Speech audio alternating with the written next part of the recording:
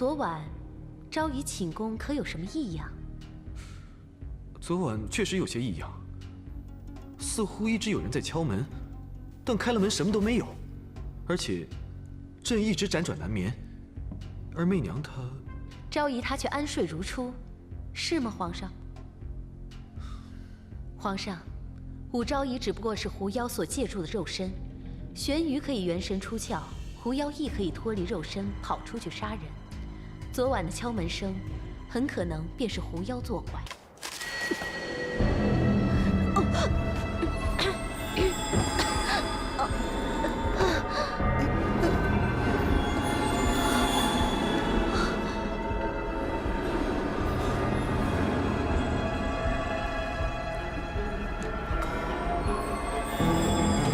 皇上，快叫仙姑收手吧！再这样下去，昭仪恐怕不行了。够了，仙姑收手吧。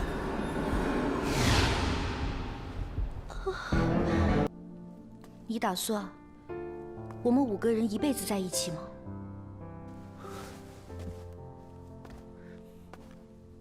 青子，我可以和你回药王谷，这是我答应你的。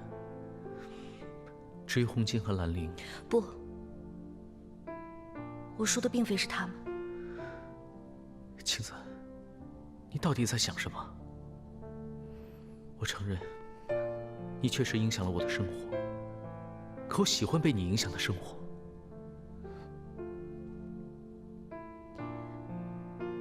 人姐，你说神仙真的是逍遥快活、无忧无虑的吗？我不是神仙，没有办法回答你。为什么人世间有这么多的牵绊呢？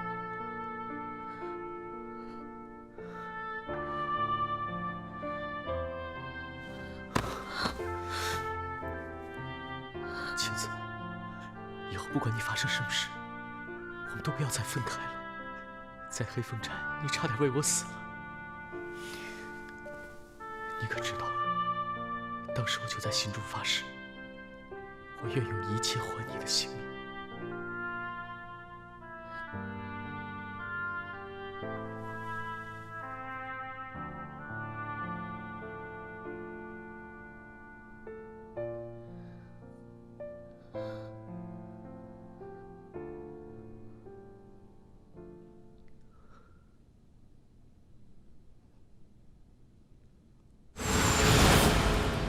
你爹他还没有死。我爹在哪儿？就在你的面前。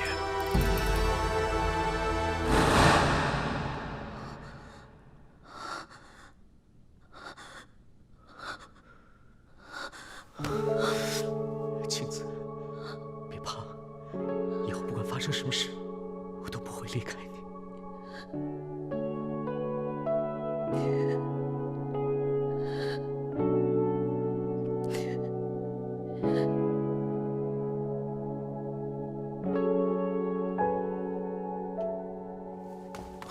墨雨，墨雨，怎么了？墨雨，你有没有看到青子？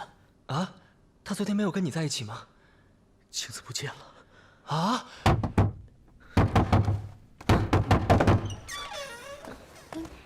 青子不见了，你有没有看到她？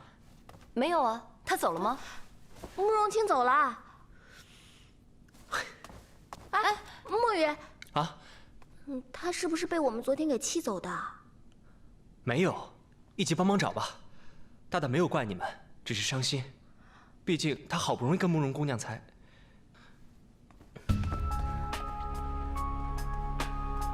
青子，青子。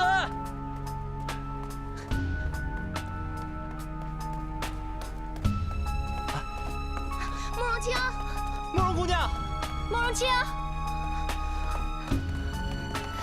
慕容姑娘，道长，你可曾见到昨日那位身体虚弱的姑娘？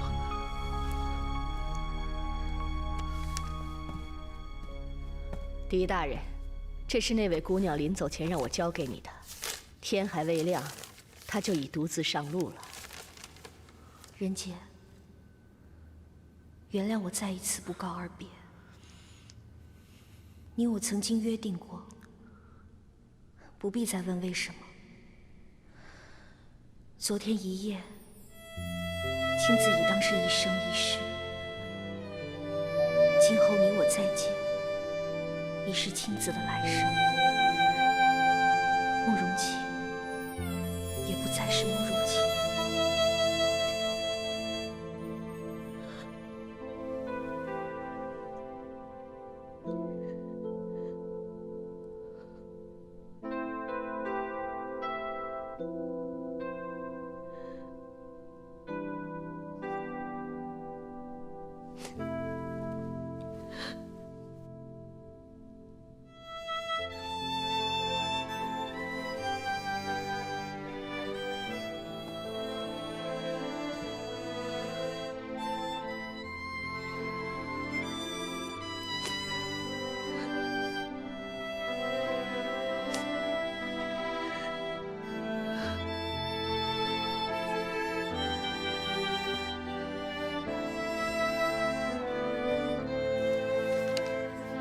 青子，你心里究竟有什么事？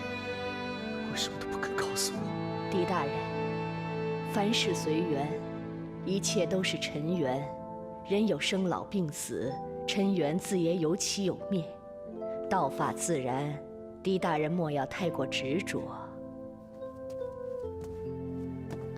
傻书生，对不起啊。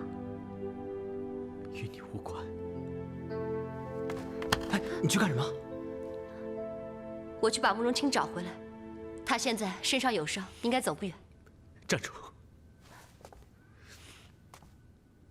不用去了，不关你们的事。大大，我没事。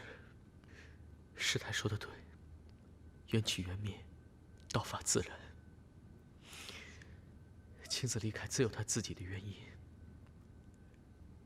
他有他的选择和自由。我们出发吧，回汴州。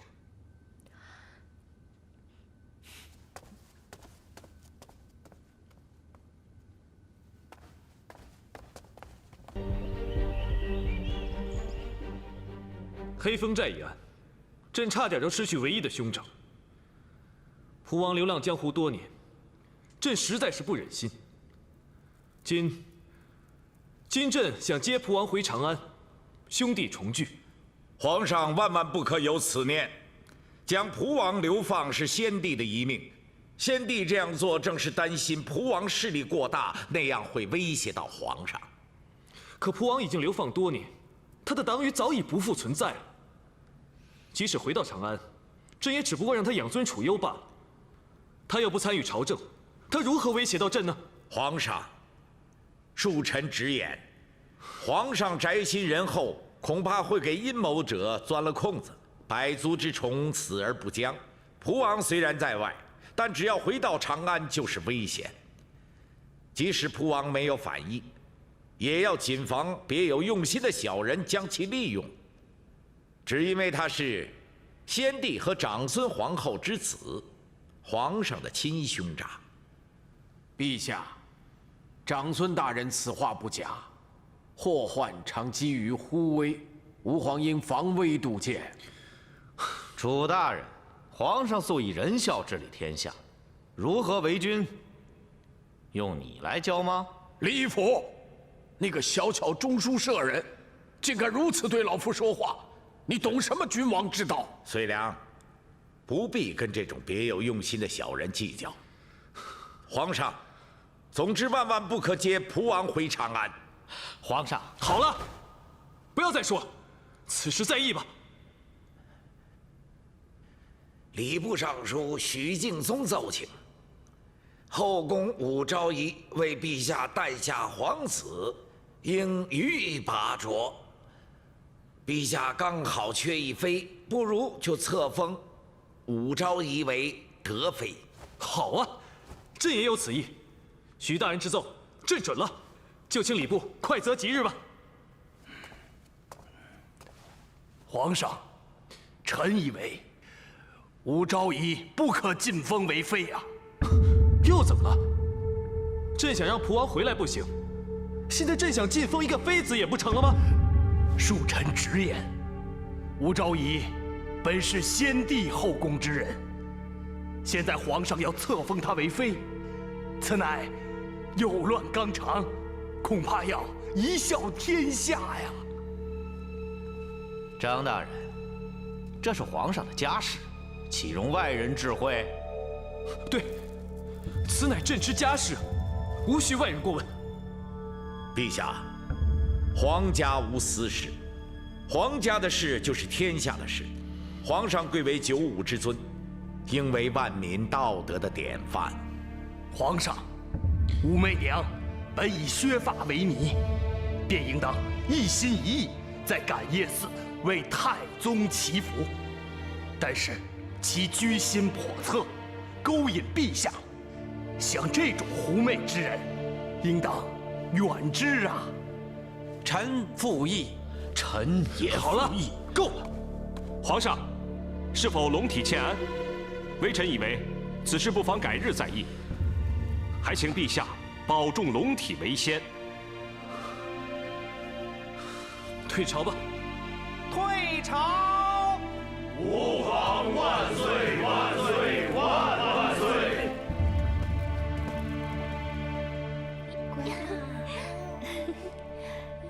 真乖。气死朕了！真是气死朕了！参见皇上。好，先下去吧。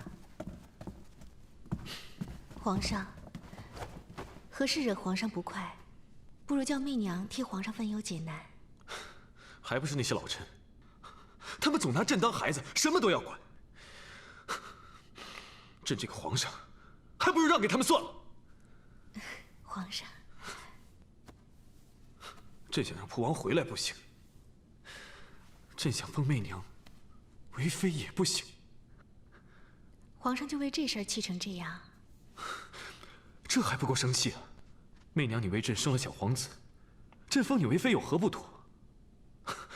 你可没看见，今天长孙无忌还有褚遂良他们那副神情，一个个厉声言辞的。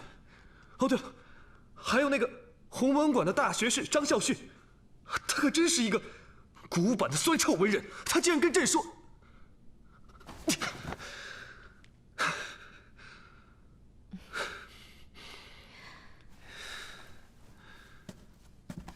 媚娘不讨这个封号，媚娘只要能跟皇上在一起，就已经幸福知足了。千万不要因为媚娘而影响了你和群臣的关系。媚娘，你说的都是真的，你不怨朕？媚娘怎么会怨你呢？皇上记得5年之情，能接媚娘回宫，又让媚娘生下小皇子，媚娘已经感激不尽了。皇上，老奴此时来是否？你进都进来了，有什么事快说吧。皇上，王皇后和萧淑妃在昭仪寝宫外，请求面见皇上。王府，又是你告诉他们朕在哪里？哎呦，皇上，就算老奴不说，2位娘娘也知道。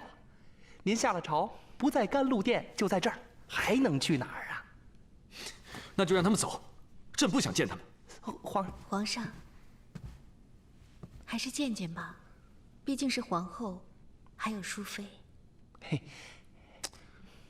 朕见他们干什么呀？这2个女人，天天吵架，见面就告状，朕一看见他们就头疼。啊，还有今天在朝堂之上，他们的父亲兄长，都站出来反对朕封你为妃，你还替他们说话呢。可是皇上，素洁出事了，你快去看看她吧。素洁要是有个3长2短，我这个当娘的我也不活了。素洁皇上怎么了？还不是皇后，她那个养子燕王珠，非要跟素洁比试射箭，结果包藏祸心，不慎猎物，射我皇儿。陛下，钟儿并非有意要射素洁，是钟儿发箭时，素洁她自己跑过去的。皇上，你快听，他说的这是什么话呀？素洁怎么会自己跑过去？她难道不知道剑会伤人吗？我怎么知道他为什么跑过去？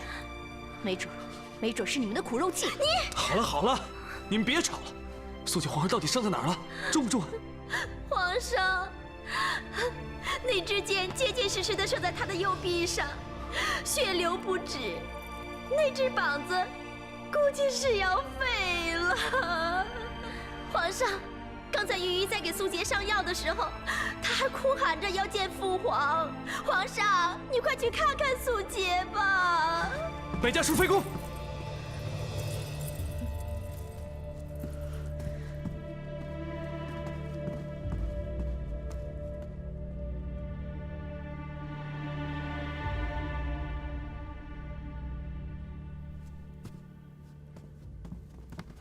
来人呐！通知许王，皇上来看他了。哎，慢着！素洁这孩子向来就孝顺，他要是知道朕来了，那还不得强忍着伤病起来迎朕？我看算了，别通报了啊！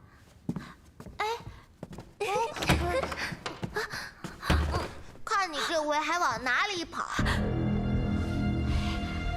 素洁，父王，你怎么了？我看你是连眼睛也伤着了吧？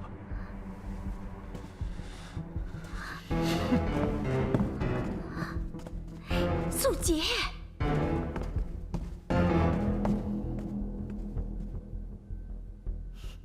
陛下，臣妾说什么来着？淑妃她根本就是苦肉计。陛下，淑妃记恨您封钟儿为太子，故意诋毁钟儿，就是为了让陛下改封素洁。哎呀，够了！你们这些人一天到晚的太子太子。娘什么娘？不争气！皇上，我不都已经封钟儿了吗？啊，你还担心什么呀？皇上，素洁真的伤了，只是因为我不在，她才一直贪玩，所以她……皇上，您怎么了？我在朝上受那些老臣的气，我下了朝还要受他们的折磨。罢了，王府，赶快扶朕回媚娘寝宫。是。皇上，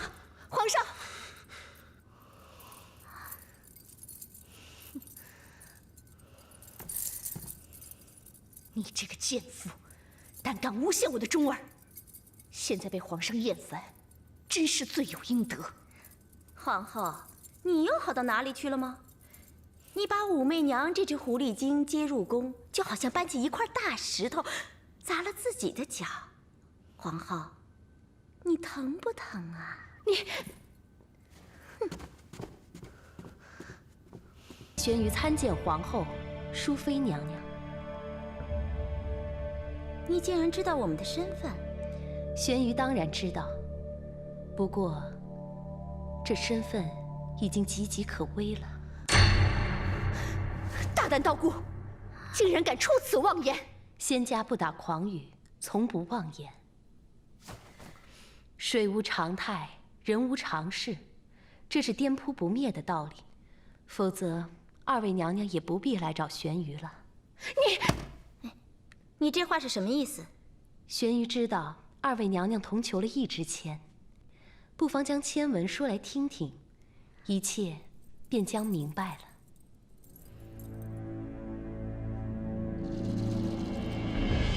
日月既然同辉，则日月同时悬于空中，意思便是明空。这明空是个法号。明空是武媚娘在感业寺时的法号。正是这个明空，现在很得圣宠，他的出现让后宫众人颜色尽失，当然也包括皇后和淑妃娘娘，因此便是日月同辉，百花煞。那明日春来暗玉箫呢？明日春来则是百花齐放，明空便已不再当道。这么说，武媚娘也有失宠的一天，但要有一个条件。什么条件？这条件便在最后的3个字之中。既然是暗玉箫，便是按住玉箫上之一孔，拆解开来是玉字少一点，也就是王字。因此，条件便有了，就是要王萧合作，也就是让皇后和淑妃娘娘合作。你让本宫和淑妃合作，这是天意。二位同来三清观，又同求一支签，最重要的是，共同面对一位敌人。笑话！我萧淑妃怎么可能跟他合作？你以为本宫就愿意与你合作吗？若不是你引武媚娘进宫，怎么会有今天的局面？本宫引武媚娘进宫，还不是因为你？你独占皇上，自以为就了不起了吗？本是同根生，相煎何太急。哼，本宫贵为皇后，而她只是一个妃子，本宫怎么会跟她同根生呢？你，两位娘娘都是皇上的女人，都依赖于皇上。若是皇上有什么事，想必你们争出一个胜负输赢也毫无意义了。什么？你说皇上会有事？两位娘娘有所不知，那武媚娘原是修行500年的狐狸精，幻化成美貌女子迷惑皇上。若是再不将其收服，皇上性命堪忧，大唐社稷堪忧。实不相瞒，玄瑜也正是因为此事，才来到长安呢。难怪，那武媚娘在尼姑庵落了发，还能将皇上迷住。还有，她那对媚眼，现在看来，分明就是一对狐狸眼嘛。所以，皇后和淑妃娘娘要一同齐心协力，才可度过此危机之关头。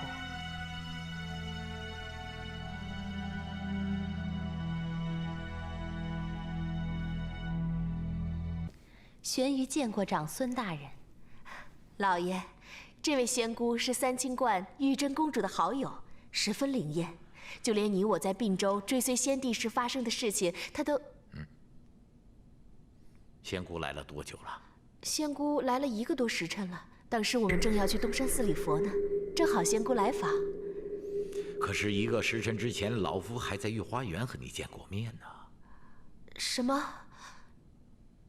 ？1个时辰前，老爷见过仙姑？玄瑜知道长孙大人的疑问，大人可还记得玄瑜说过的无妄之灾？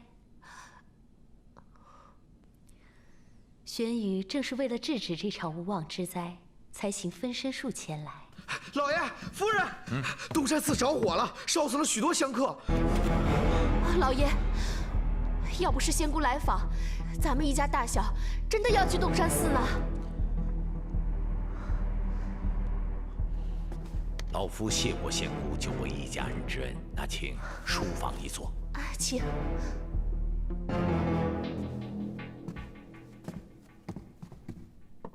老夫是个直接的人，从来不拐弯抹角，也请仙姑凡事直言相告。玄瑜乃修行之人，从来不打诳语。长孙大人，请说。仙姑此次进宫，并非只为了皇后和萧淑妃吧？长孙大人始终以为玄瑜做事有所企图，是否因为大人自己已经习惯做任何事都要有所求呢？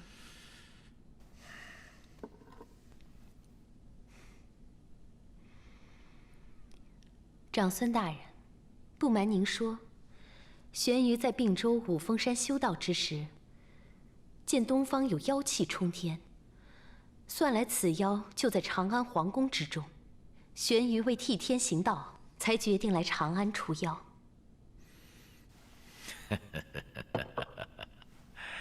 仙姑除妖的确是替天行道，但是否有其事，就另当别论喽。长孙大人也许比玄瑜更清楚，现在小人当道，蛊惑皇上，朝堂安危关乎百姓福祉，玄瑜不可坐视不理。我已算过，今晚的妖孽便会出来行凶，正是抓他的好时机。玄瑜会在太极宫归真观内做法，大人要是不信，可以亲自来看。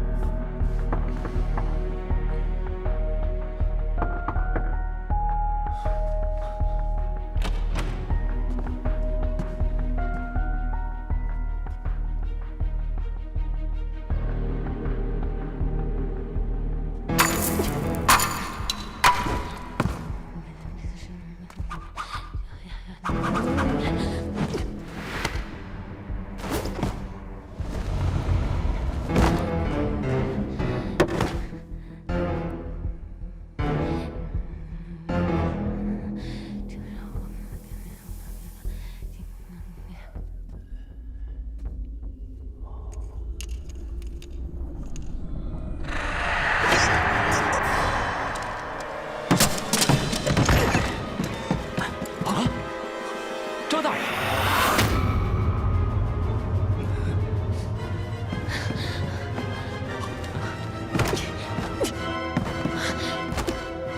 哎，站住！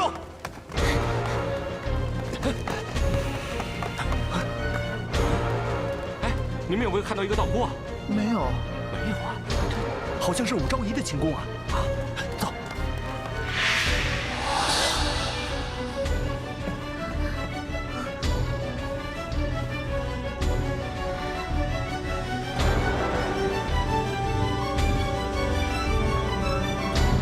仙姑，这是什么？这是狐狸精的毛发。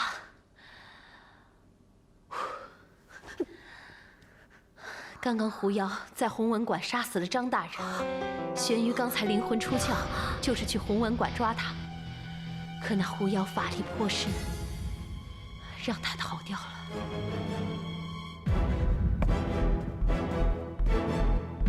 什么？你说张大人已经死了？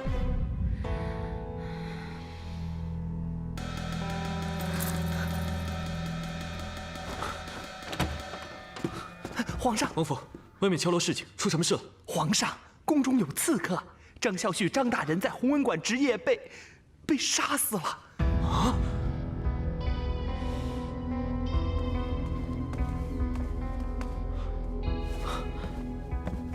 参见陛下，参见陛下，参见陛下，参见陛下。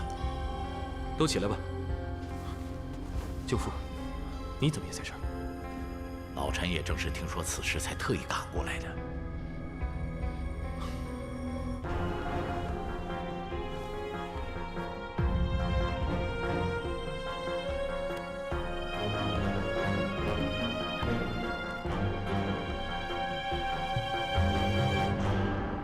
长孙大人，可知这是什么？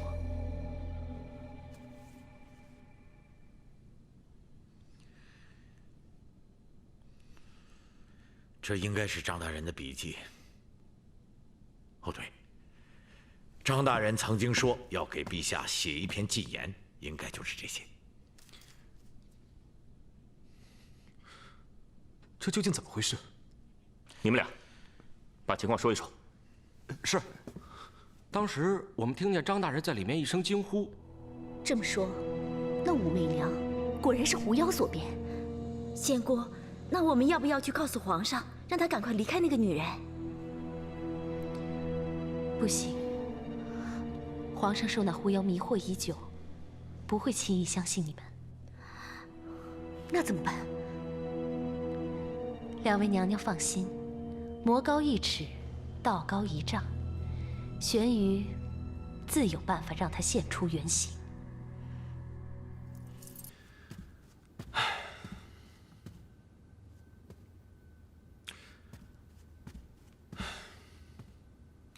王府，皇上，你说这张大人究竟是怎么死的？皇上，您就别为难奴才了，这大理寺都查不出个一二，奴才怎么能知道呢？皇上，长孙大人求见。快请舅父进来。是。老臣参见陛下。舅父免礼。陛下，老臣有要事相告。舅父请讲。陛下，还记得昨夜，陛下问老臣为何也在宫中吗？老臣是在归真观内看玄鱼仙姑做法收妖啊。什么？舅父看玄鱼仙姑做法？陛下，张大人乃狐妖所杀，这是不争的事实啊。这不可能吧？仙姑元神出窍时，老臣亲眼所见，不然2名守卫也不可能看见仙姑在弘文馆内捉妖。而且仙姑元神归窍时，手中的八卦绸布内还有狐毛。陛下，仙姑的法力连老臣都不得不信啊。陛下还记得昨日我们在御花园遇到仙姑，她说老臣家里有难的事吗？朕记得，但是当时舅父并不相信。是。可是当老臣回到家中，仙姑已经在老臣的家中等候多时。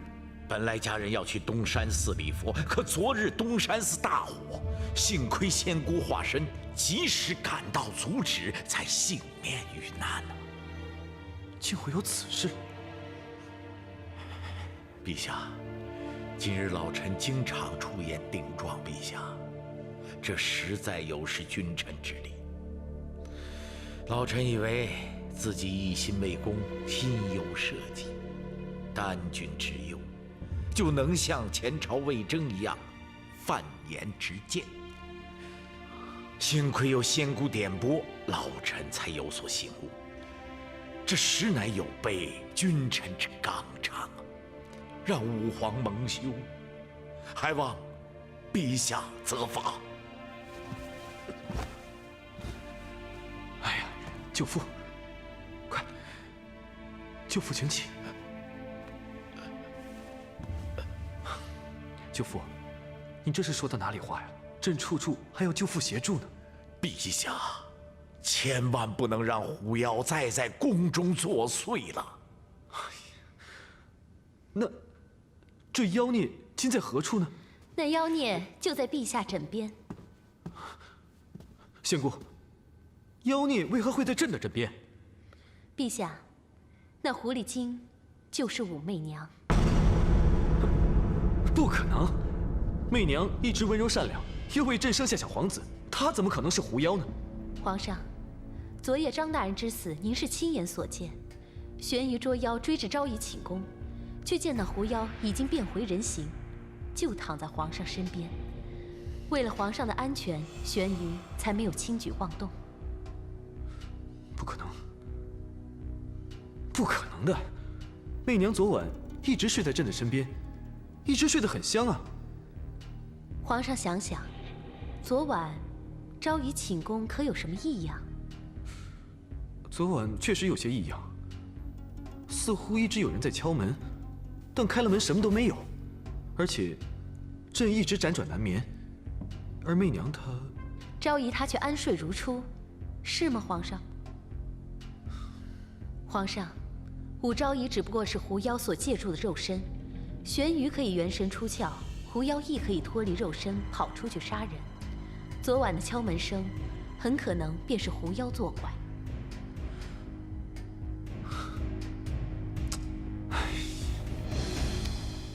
不可能，不可能！媚娘绝对不可能是狐妖的。陛下还记得昨晚撕碎的那些纸屑吗？那本是张大人写给陛下的，是劝陛下远离武媚娘的奏折。而且在朝堂之上，张大人也力阻皇上娶武媚娘为妃。由此可见，武媚娘怀恨在心，将其杀死，是极有可能的呀。自古以来，狐媚多能惑主，商纣王正是被苏妲己所迷，才断送了江山。现如今，这妖孽已经在朝中笼络了一派势力，皇上应及时斩草除根，不能再让贤臣枉死。够了，够了！你们口口声声说媚娘是妖狐，那证据呢？皇上若是不信，玄瑜可以让武媚娘现出原形。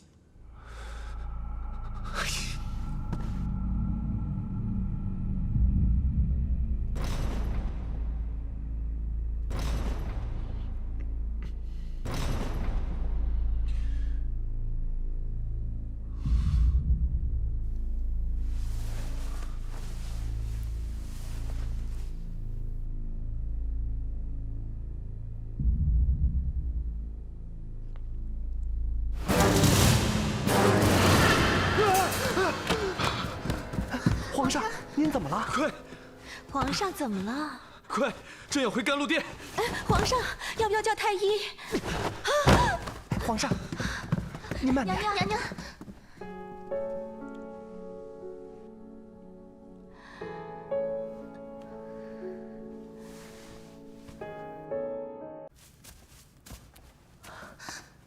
季玄宇，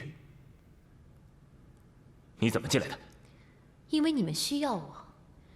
至于我是如何进来的，那只是玄瑜一念之间的事。大人跟这位道姑认识？这件事情，一时很难说清楚。茵茵姑娘，玄瑜知道你是个多才多艺的难得女子，不仅练得一身好功夫，还做得一手好文章，却因自小与薛家定亲而嫁给素未谋面的薛庆。薛庆生性好赌，还时常打你。在一次争吵中，你实在忍不过，错手杀死了薛庆。申大人，茵茵本是无辜的，你为何不肯放她一条生路呢？你怎么知道这些的？看相算命对玄瑜来说是一件再简单不过的事。英英，不要相信这道姑。季玄宇，你到这里来究竟是要干什么？你究竟是怎么进来的？我说过，只要我想，哪里都去的。而玄宇要做的事，也就是大人要做的事，救茵茵。不行，我不要逃走。茵茵姑娘不必担心，玄瑜不是让你逃走，而是让你飞升，白日飞升。飞升。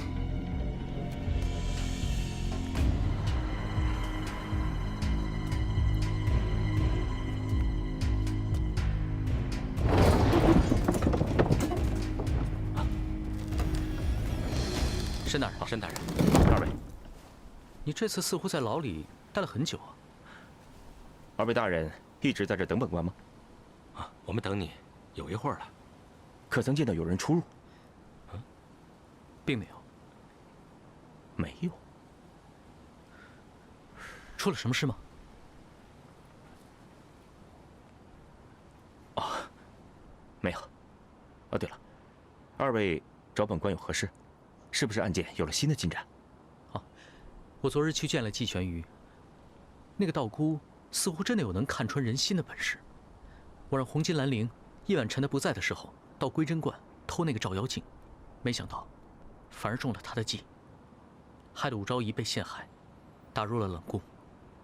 那二位以为，这个季玄瑜为什么要进到后宫，妖言惑众呢？我一直认为，那个季玄瑜之所以来皇宫，是皇后请来对付武昭仪的。这个问题似乎没那么简单吧？申大人，你可知道城隍庙？城隍庙。城隍庙是唯一可以和天机堂一较高下的情报资料搜集机构。天机堂用的是官府的势力，而城隍庙用的是江湖力量。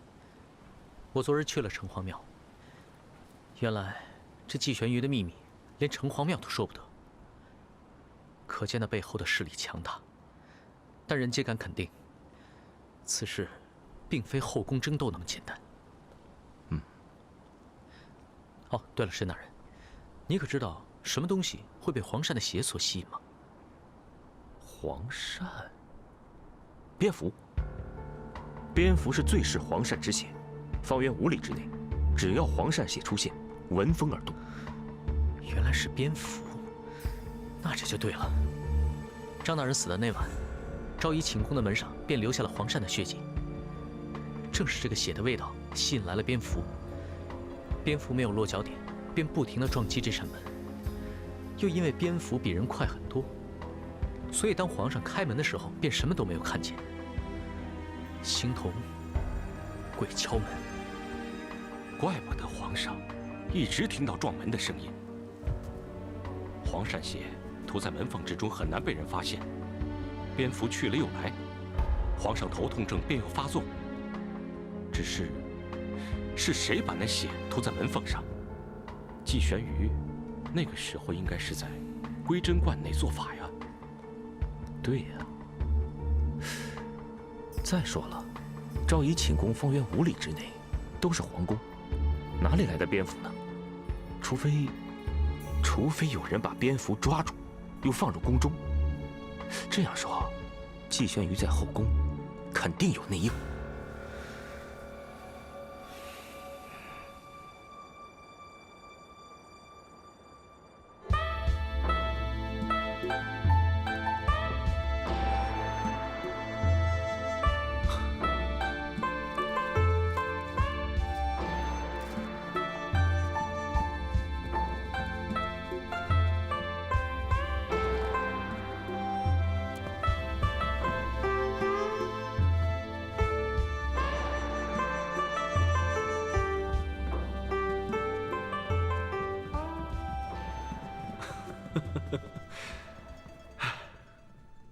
皇兄，不知道你这几年在外面过得如何？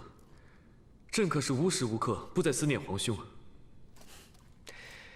多谢陛下挂念。这几年，小王在外游历，遍访名山大川，静心养神，生活倒也过得悠闲自在。皇兄在外流落，朕一直心有不忍。想想我们小时候，一同在母后寝宫玩耍的情形，朕就越发思念皇兄。只是有碍先帝遗命，朕不能把皇兄接回宫，时常相伴左右。不知道皇兄是否会怪朕呢？瞧你说的，陛下，母后寝宫的情形也常常萦绕在小王的梦中。但是，小王从来都没有怪过陛下，也从未怨过先帝，因为小王知道，小王与陛下既是兄弟，也是大唐的君主与皇子，所以一切应以大局为重。蒲王能这么说，真是我大唐之幸。长孙无忌，敬蒲王殿下。来，那小王就以茶代酒，与舅父满饮一杯。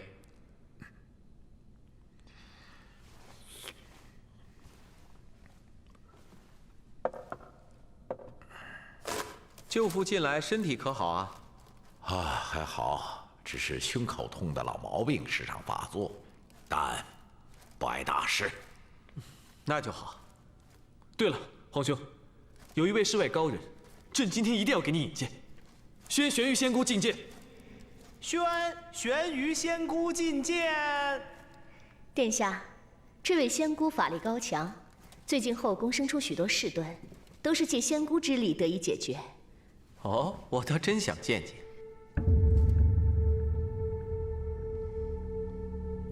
玄瑜参见皇上、皇后、淑妃娘娘、长孙大人。仙姑，莫非忘了参见蒲王殿下？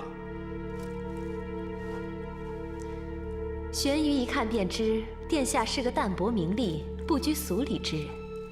殿下和玄瑜一样，心在尘世之外，故玄瑜无需参拜。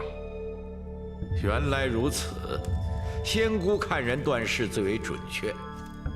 蒲王这几年游山玩水，果然心性与以往大有不同。仙姑，今日蒲王来到，不知道是否有高深的法术可以展示，让大家一饱眼福啊？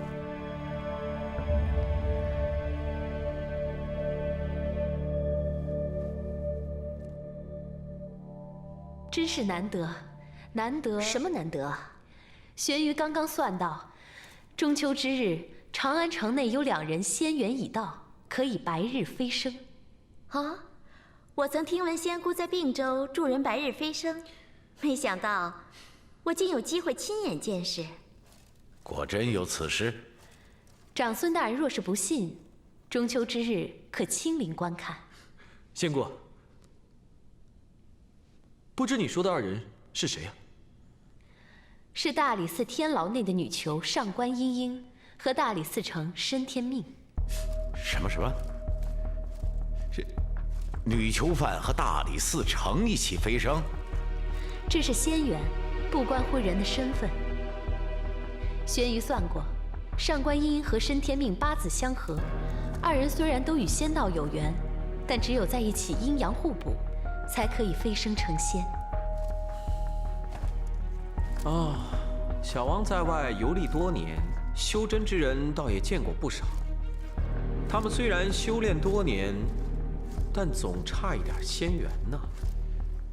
可申大人从未修炼过道家法术啊，所以才需要玄瑜助其一臂之力。白日飞升并非人人都可，也并非时时都有，这可是一个千载难逢的好机会。白日飞升，朕确实想见识一下。若真能飞升成仙，那也是咱们大唐的一段佳话呀。陛下，那个女囚倒无所谓，只是申大人主管大理寺，职责甚为重要。即便是飞升，是否也应该问过申大人，看他是否愿意？舅父所言有理。皇上，中秋飞升之前，请准许申大人和上官茵茵同玄瑜一起修炼，这样成功的机会会更大。至于修炼之后是否能飞升，可按申大人的意愿行事。好，就依仙姑所言。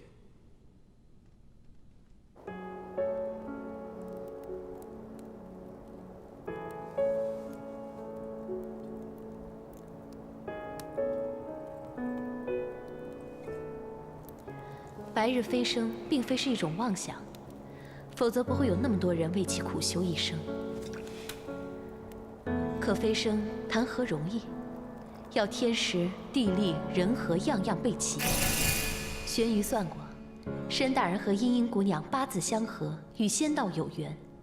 中秋之日正是你二人飞升之时，如申大人和茵茵姑娘愿意，玄瑜愿带你们回归真观清修，并助你们飞升，在天上做一对神仙眷侣。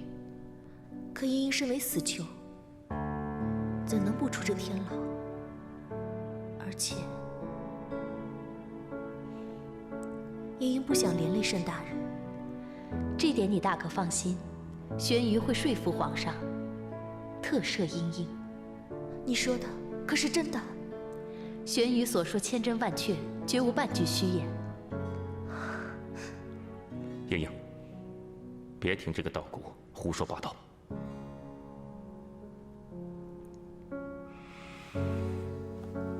季轩宇，我不知道你这样做的目的到底是什么，可是你千万别想利用我和茵茵。中秋之后必要被斩首，难道你真的甘愿就此放弃？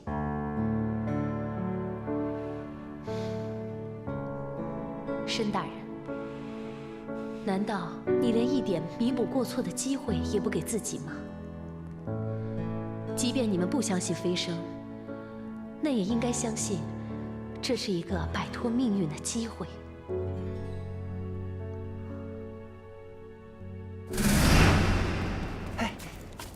申大人呐，我都绕大理寺一圈了，总算找到您了。不知王公公找下官何事？申大人，这大理寺天牢中，可否有一位叫上官茵茵的女囚啊？公公要找茵茵？哎，不是老奴找，是玄瑜仙姑找。皇上特赦上官茵茵，准其与仙姑修炼，3日后准备飞升。还有大人您，仙姑说了，这飞升啊，得有您和茵茵姑娘一起才行。至于能否飞升，皇上说，随您意愿。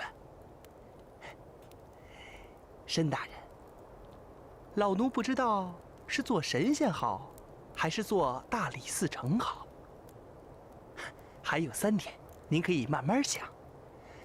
不过，这对于死囚而言，可是一个大好的机会呀。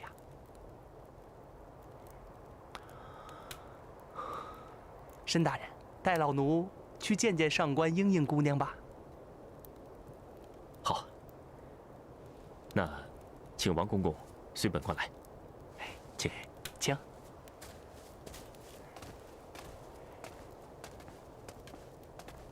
王公公，可否请王公公等一等本官，让下官就此事跟茵茵姑娘交代一下。如果茵茵姑娘确实想跟仙姑修炼，那下官自会把她带出来。好的。多谢王公公。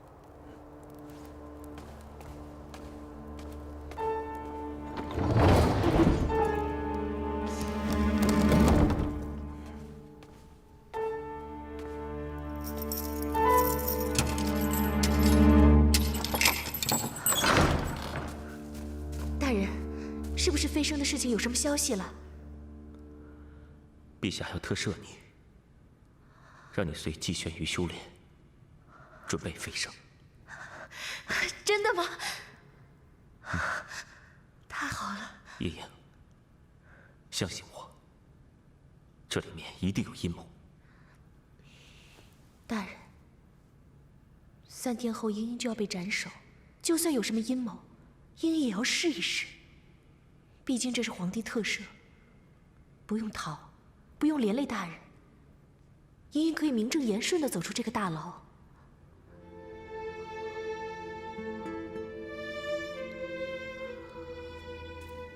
是啊，名正言顺地走出这个大牢。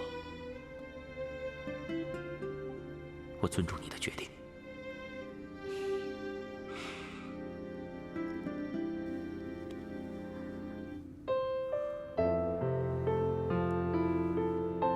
茵茵，为了保护你，这3天我会一直陪着你，保护你的安全。但是中秋那天，是否飞升，请让天明自己决定。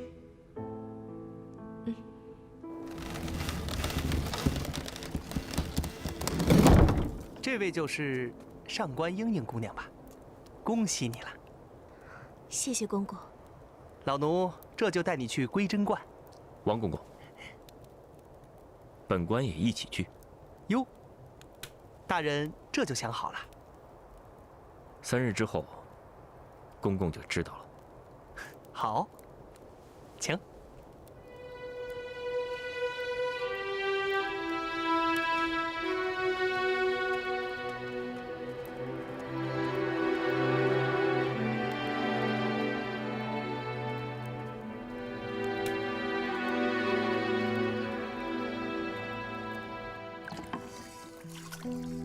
哎，又是白粥素菜，这冷宫伙食也太差了。毕竟是娘娘。你看，长安凤翔记的小笼包，我一早溜出宫买的。我怎么不知道？你那时还跟周公说话呢。哎，昨晚啊，我在皇上招待仆王的宴会上，听仙姑说要在中秋那日表演白日飞升呢。这世上还真有白日飞升这事儿啊！要是让我们也去多好。呸，想得美！仙姑说了，飞升之人啊要有仙缘，人选已经定了，是大理寺丞申天命大人和一个叫上官英英的女囚。哎，这女囚命真好。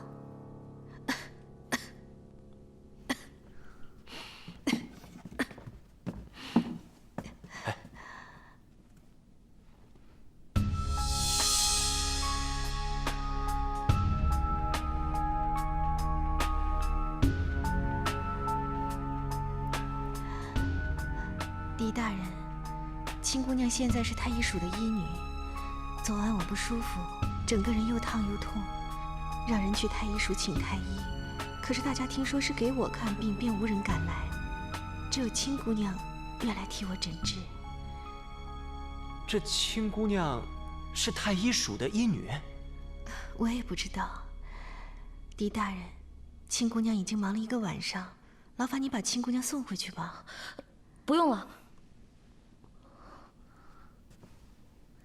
娘娘，只要按照我吩咐的方法和时辰服药就可以了。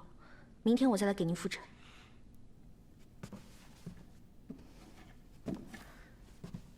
我送你吧。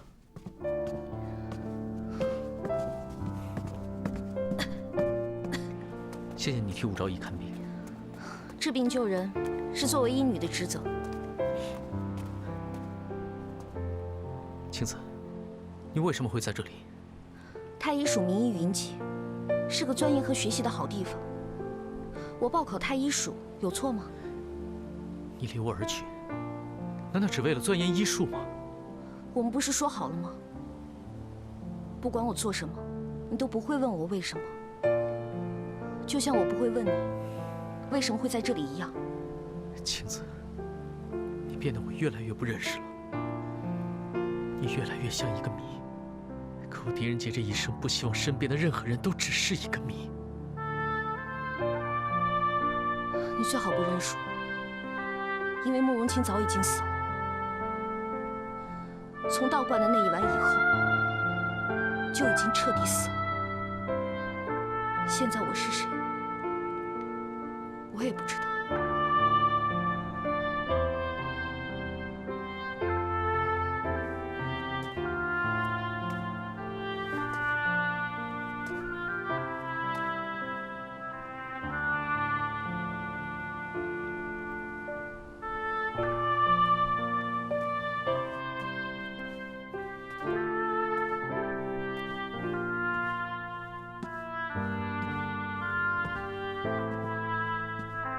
仁杰，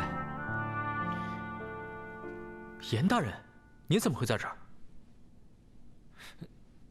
我刚才就在这儿，我是来找你的。只是你进来以后只看到慕容清姑娘，不一会儿你就跟她走了。严大人，你要谅解，我家大大见了清姑娘，眼中就没有其他人了。是啊，狄大人，你一进来看见清姑娘在，眼睛便不会去别处了。哎，吴昭仪，你刚刚说的话能否再重复一遍？我说，你一进来看见清姑娘在，眼睛便不会去别处了。一进来，眼睛就不会看到别处，眼睛不会看到别处，一进来就看见眼睛不会看到别处，一进来就看见眼睛就不会看到别处。我想我知道凶手是怎么杀死张大人，并且离开了弘文馆。凶手根本就是一直藏在弘文馆内。弘文馆内有许多高大的书架，很容易藏人和遮蔽视线。更何况，当时正好是晚上。张大人在书架间查找资料，凶手趁其不备，用类似于狐狸爪形的凶器扎入了张大人的脖颈，杀死了张大人。凶手杀死张大人是第一步，接下来便开始了他精密的一番布置。凶手先将张大人拖到了尸体被发现的地方，撕碎了张大人所写的禁言书，却故意保留写有武昭仪和胡妹的2张纸片，使众人更加相信是昭仪的报复。然后凶手将一早便带来的胡毛撒下，学了一声张大人的惨叫，惊动了门外的2个守卫，便藏到了书架的后边。这个杀人现场太过令人震撼，同时张大人的位置，守卫一开门便能看到。凭着第一反应，2个守卫自然会被吸引过去，而凶手便可以趁此机会从大门离开弘文馆。凶手移动了尸体，又布下了如此复杂的现场，不仅仅是为了让看见的人产生狐妖杀人的联想，最重要的是给自己一个逃出弘文馆的机会。这道理就是昭仪娘娘所说的，守卫一进门便看到了最重要的，眼睛哪儿还会再看别处？当时2个守卫如此，我们大家也都是如此。没想到凶手竟用了如此简单的道理，迷惑了我们所有人。有的时候，越是简单的道理，越不容易想到。如你所言，看来这一切早有部署。守卫说道姑很快便来捉妖，从时间上来看，未免也太过于凑巧了。所以我怀疑是季玄瑜杀死了张大人，离开弘文馆后，又转过头来装神弄鬼。这怎么可能？当时季玄瑜正在归真观内做法呀，长孙大人、王皇后和萧淑妃他们都在场，难道他们通通在说谎，或者通通都是帮凶不成？我倒不相信所有人都会为季玄瑜说谎，至少长孙无忌没有必要。但这一定不是什么荒谬至极的元神出窍，这背后一定有什么原因。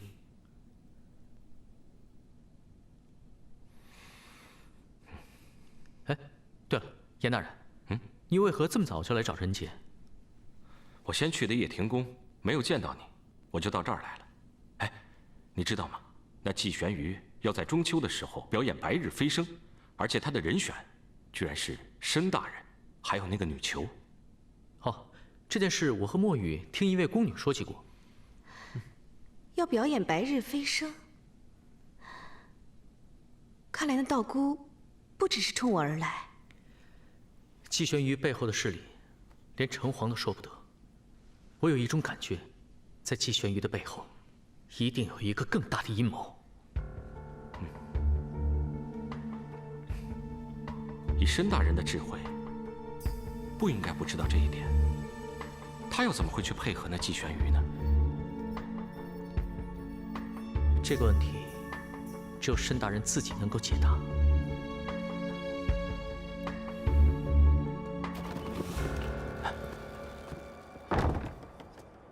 仁姐，我问过大理寺的人了，他们告诉我，说申大人和莺莺姑娘已经随季玄瑜去归真观修炼了。明日就是中秋了，大大，我们该怎么办？申大人去修炼，一定是为了上官莺莺。严大人，墨雨，这次我们一定要赶在季玄瑜的行动之前来揭穿这个骗局。你是说，我们要想办法找出那个飞升的方法？对。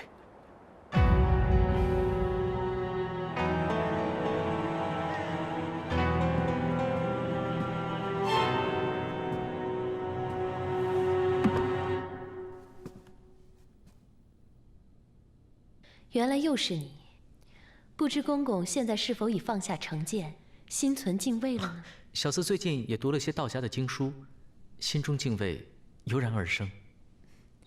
既是如此，最好。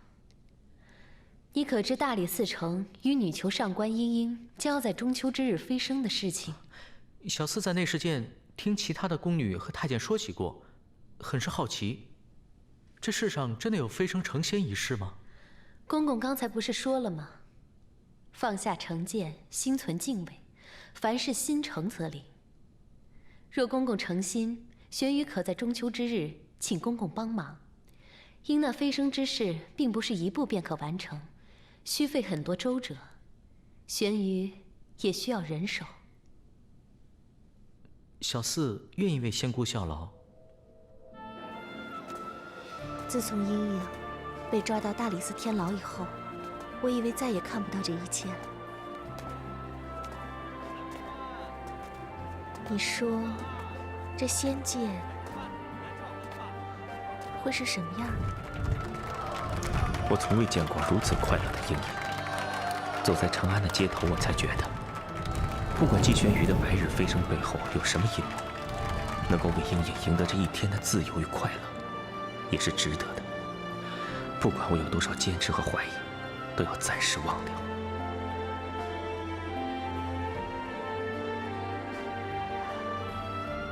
真好看。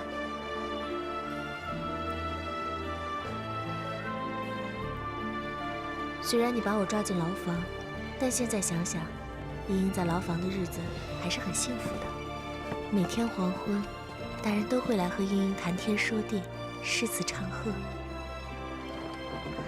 如果没有行刑的那天，莺莺倒愿意永远关在天牢里。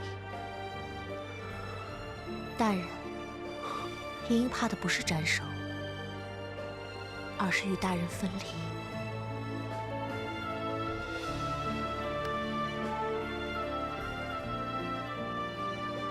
莺莺，你就那么相信那个道姑？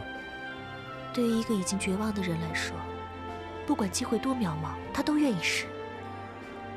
大人，莺莺求你，就当给我们一个机会。不管成功还是失败，至少我们可以在一起，不用连累家人。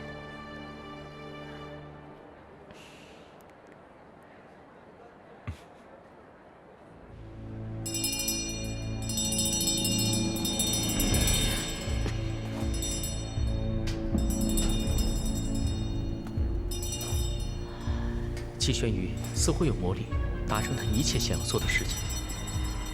就连大理寺丞申天命也被他说服。天命和莺莺开始跟季玄宇修炼，准备中秋日的飞升。申天命、上官莺莺，你二人可是自愿飞升的？回皇上，民女愿意飞升。若真能成为神仙，莺莺会在天上日夜祈祷我大唐国泰民安。听闻你是死囚。是。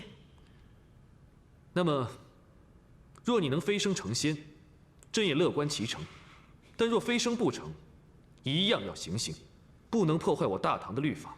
皇上放心，飞升是天意，只要莺莺和申大人在一起，就一定能飞升成仙。那，申大人，你呢？陛下，微臣愿意一起飞升。申大人，此事非同儿戏。自古以来，只听闻有飞升，而从来没有人亲眼见过。严大人，您没有见过的事情并非不存在，不过严大人您今次可以亲眼见到了。申大人，你掌管大理寺，责任重大，要三思而行啊！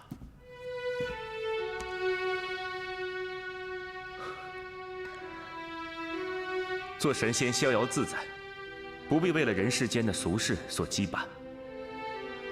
而且陛下，大理寺人才济济，为陛下分忧解难的人还有很多。好，既然如此，朕就祝你二人明日飞升成功。皇上，飞升并非轻易可以做到，还需要天时、地利、人和才可以。哦，仙姑可细细道来，朕愿闻其详。天时即飞升的时辰，玄宇已算过，乃明日子时。地利即飞升的地点，这需要申大人和茵茵姑娘共同测出。至于人和，申大人和茵茵八字相合，此二人的命数也是你中有我，我中有你。不过还需要飞升前真正的结合在一起，成为一体，方才可以。结为一体？你这话的意思是？给他们举办婚礼，让他们结为夫妇，便自是一体了。陛下，为了顺利飞升，臣愿意迎娶上官英英。皇上，道家并不反对世俗的婚姻，阴阳和合亦为我道家的修炼法门之一。明朝他二人飞升，就是一对神仙眷侣，也是我大唐的一段佳话。仙姑，那这婚礼应该如何举办？明日，玄瑜将带申大人到飞升之地闭门修法，茵茵姑娘则在归真观内等待花轿迎娶。花轿将茵茵姑娘接至飞升之地，申大人便奏迎亲曲。茵茵姑娘可自己走入洞房，与申大人完婚。这个过程不能有任何人打扰，所以玄宇也会出来在洞房外做法。申大人一曲奏毕，二人即可飞升。所谓曲终人散，从此以后，申大人和茵茵姑娘就是一对神仙眷侣了。老夫非但没有见过，连听都没有听说过。那好，老夫明日便拭目以待。那仙姑，方才你说那飞升的地点需要申大人和茵茵姑娘共同测出。严大人不要着急，现在申天命大人和茵茵姑娘便要测出这飞升之地了。申大人，请你随意选择一个位置。这里就行。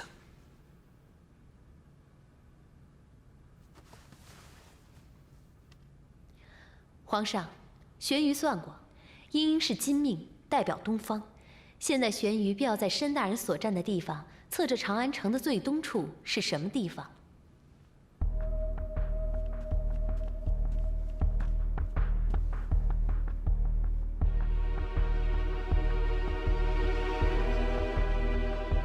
谁可知，这甘露殿的最东南方是什么地方？永安坊。那永安坊的最东处呢？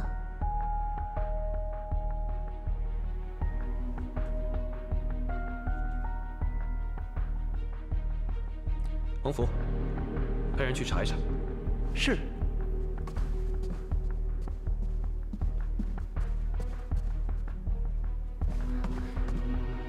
皇上，永安坊的最东面是和府书斋。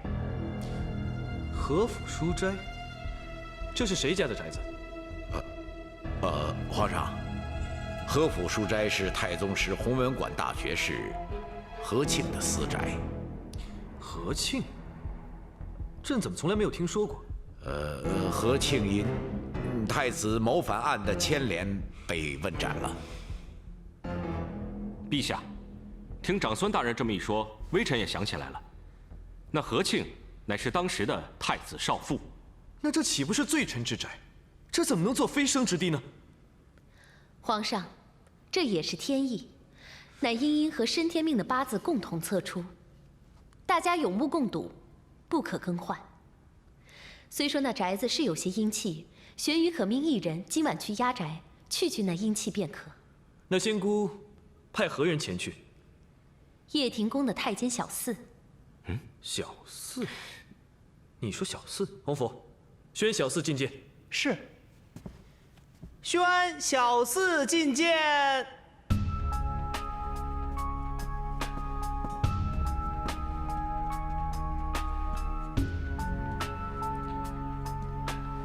小四参见皇上。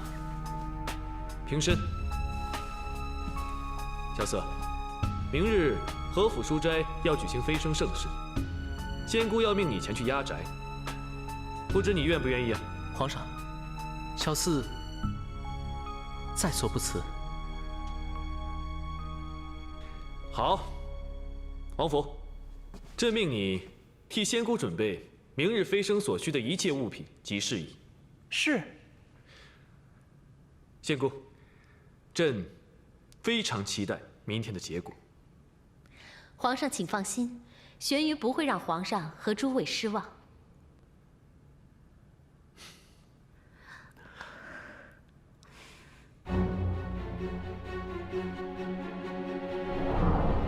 狄仁杰，你有没有查到什么？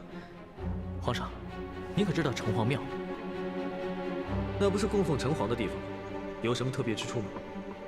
它与大理寺的天机堂齐名，是民间各类消息最灵通、最齐全的地方。季玄仪的背景，大理寺查不到，仁杰便去城隍庙查问。可是城隍庙说，关于季玄仪的一切都说不得，因为他背后的势力实在是太过强大。说不得？莫非他真是神仙？皇上，真正的神仙是不会害人的。可那季玄仪，恐怕已经害死一个人了吧？你是说张大人的死？你可查到了什么？皇上，张大人的尸体曾经被移动过，而这凶手就一直藏在弘文馆内的书架后面。当守卫推门而入的时候，他们立刻被眼前张大人的尸体和这奇怪的现场所吸引过去，凶手便趁此机会逃走。我怀疑这个凶手就是马上赶回来捉妖做法的季玄宇。可是仙姑她明明在归真观内做法呀，她去捉妖明明是元神出窍，这一点皇后、淑妃、舅父还有守卫都是亲眼所见。狄仁杰，凶手若是仙姑的话，可有确凿证据？这么说，一切只是你的推论。凶手居然藏在弘文馆，狄仁杰，亏你想得出来啊！皇上，狄大人已经查出来，那晚皇上在武昭仪的寝宫听到的撞门声，乃是蝙蝠所为。昭仪也在门缝里发现了血迹，而狄大人的书童墨雨，鼻子极为灵敏，他已经闻出那是黄鳝血，而蝙蝠最是黄鳝血。但这皇宫四周都是宫殿，并无山洞荒宅，何来蝙蝠？简直是荒谬！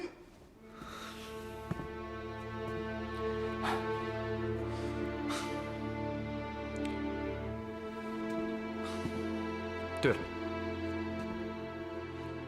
那媚娘最近怎么样？回皇上，冷宫之内衣食住行条件还好，但相比来说，最凄寒的是冷宫内的人心。人家经常可以听到疯了的嫔妃呼唤皇上的声音。这么说，媚娘她……武昭仪与小皇子相依为命，人杰看着都觉得可怜，但昭仪对皇上却没有半句怨言。昭仪说，当初皇上没有忘记当年的5年之情，将他带入宫中产下小皇子，他的心中已是不胜感激了。怎么会如此？朕真的不希望媚娘是狐妖。皇上，武昭仪根本就不是狐妖。如果昭仪是狐妖的话，她怎么可能在冷宫中苦苦等待皇上的回心转意呢？是啊，皇上，狄大人说的没错。如若武昭仪真是狐妖，那么在感业寺，她又岂能任人冤枉呢？但是仙姑法力高深，一切又是朕亲眼所见，朕不得不信啊。还有，申大人，在追随仙姑修法之后，也心甘情愿去飞升了。皇上，这所有的事情背后一定有更深的原因，请皇上再给人杰一些时间，让人杰查明吧。